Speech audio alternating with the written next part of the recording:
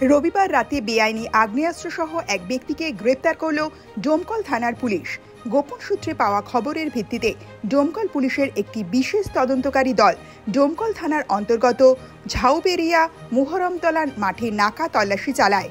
সেখান থেকেই গ্রেপ্তার করা হয় বছর 52 আশরাফুল মণ্ডল ওরফে ইসলাম নামে এক ব্যক্তিকে। ধৃত ব্যক্তির বাড়ি ডোমকল থানার অন্তর্গত জুগিন্দা মালোপাড়া অঞ্চলে। ধৃত ব্যক্তির কাছ থেকে একটি উন্নত মানের 7mm পিস্তল, 4 রাউন্ড 7mm পিস্তলের গুলি এবং 98 রাউন্ড 12 বোরের তাজা গুলি উদ্ধার করেছে পুলিশ।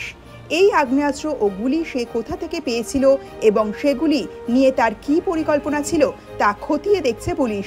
প্রাথমিক তদন্তে পুলিশের অনুমান, আগামী বিধানসভা নির্বাচনের আগে এলাকায় উত্তেজনা ছড়ানোর জন্য আগে থেকেই আগ্নেয়াস্ত্র মজুত করছে দুষ্কৃতীরা। ধৃত ইসলামের বিরুদ্ধে নির্দিষ্ট ধারায় মামলা রুজু করেছে পুলিশ। সোমবার তাকে পুলিশি হেফাজতের আবেদন জানিয়ে আদালতে পেশ করা হয়েছে। ডোমকল পুলিশের তরফ থেকে জানানো হয়েছে, বেআইনি আগ্নেয়াস্ত্র উদ্ধারের জন্য ডোমকল থানা এলাকায় এই রকমের অভিযান আরও চলবে।